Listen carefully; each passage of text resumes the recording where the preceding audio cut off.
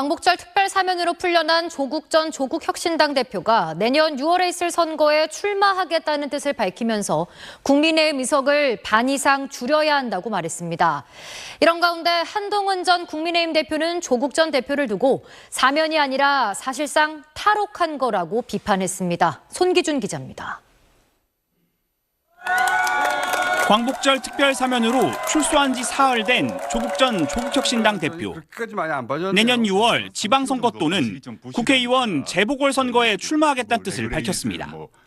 국민들의 제 의견을 다시 얘기하고 이 정치적 선택을 받아야 되는 거죠. 이제 법적으로는 크게 마무리된 거 아닙니까?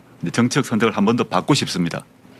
민주당과 혁신당의 합당설엔 지방선거나 총선에서 국민의힘이 이기는 선택을 하진 않을 것이라며 가능성을 열어뒀습니다.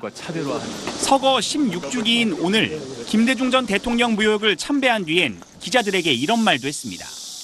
향후 내년 지방선거 총선을 통해서 국민의힘을 지금보다 반 이상 줄여야 된다. 자신의 사면 복권에 대한 2030 세대 등의 비판 여론은 해야 할 역할을 하다 보면 어느 순간 달라지지 않을까 생각한다고 언급했습니다. 조 전 대표는 한 언론 인터뷰에선 윤석열 전 대통령과 한동훈 전 국민의힘 대표를 향해 저와 가족 전체를 짓밟았다. 두 사람을 용서할 수 없다고 했는데 이에 대해 한 전 대표는 SNS에서 조국 씨는 사면이 아니라 사실상 탈옥한 것이라고 응수했습니다. 정치권에선 조 전 대표가 혁신당에 복당한 뒤 오는 11월 열릴 걸로 예상되는 전당대회에서 당대표에 복귀할 거란 관측이 우세합니다. 조 전 대표는 그전까진 전국을 돌며 자신에게 도움을 준 종교계와 시민사회 인사 등을 만날 계획인 걸로 전해졌습니다. 공수처가 윤석열 전 대통령과 한동훈 전 법무부 장관 등 조국 일가 수사 관련자들에 대한 본격적인 수사에 착수했습니다. 이번 수사는 조국 일가 수사가 무리한 표적 수사라는 시민단체의 고발로 시작된 건데요. 윤석열 전 대통령의 검찰총장 시절 행위가 수사 대상에 올랐다는 점에서 의미를 갖습니다. 신병철 기자가 단독 보도합니다. 무리한 표적 수사 논란이 일고 있는 조국 일가 수사와 관련해 공수처가 검찰 관계자들에 대한 본격 수사에 나섰습니다. 시민단체 사법정의 바로 세우기 시민행동이 지난 7월 31일 공수처에 고발한 이 사건은 수사 2부에 배당되었습니다. 당시 검찰총장인 윤석열 전 대통령과 한동훈 전 대검찰청 반부패부장 등 검찰 관계자 5명과 최성해 동양대 총장 등 6명이 피고발인입니다. 이들은 조 전 장관의 낙마를 목적으로 한 직권남용과 최 총장의 허위 증언을 유도하고 방조한 모해 위증 방조 혐의를 받고 있습니다.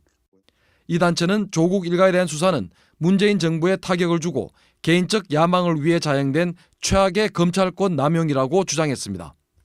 그래서 검찰로부터 모종의 특혜를 노리고 조국 일가 수사에 협조해서 실제로 최성해가 본인의 비리 범죄 혐의를 불기소 처분받은 특혜를 받은 정황들이 지금 드러나고 있어서 이 부분에 대한 수사가 아주 심판 그런 상황이라고 보고요.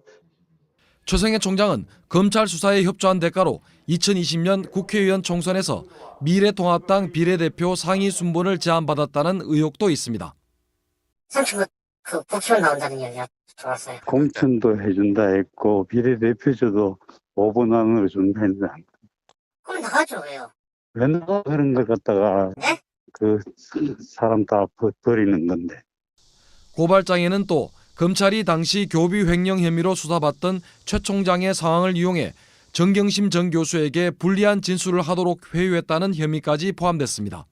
최 총장은 2019년 9월 서울중앙지검에 참고인 자격으로 출석해 정경심 전 교수의 표창장 위조 사건과 관련해 조사를 받았습니다. 그때 최 총장은 이례적으로 수사 총책임자인 송경호 3차장 검사를 만났다고 말해 이런 의혹을 뒷받침하고 있습니다. 그 당시 차장.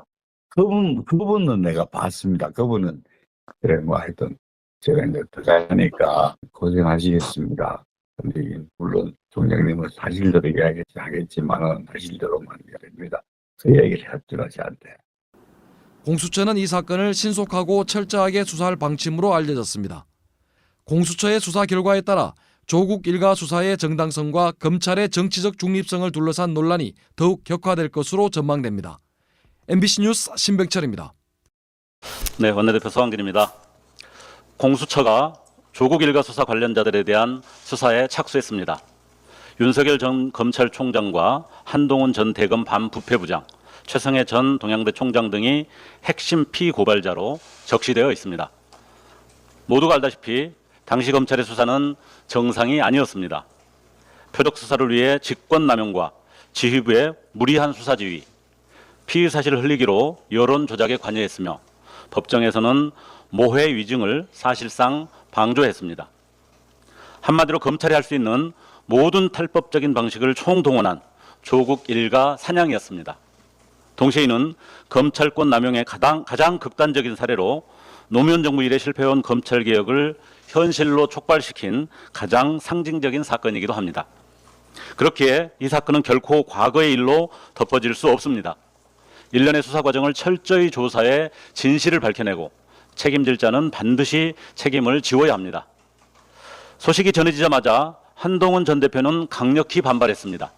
사면을 탈옥이라 우기는 한동훈의 지록 위만은 근거도 논리도 찾아볼 수 없습니다. 발끈한 모습을 보니 도둑이 재발절인 모양입니다. 조국 사태 당시 한동훈은 대검 반부패 강력부장으로 사실상 조국 사냥을 총괄했던 장본인입니다. 만약 본인이 지휘한 조국 수사가 정상적인 수사였다면 그와 그 일가에게도 같은 수사 잣대를 적용해야 합니다.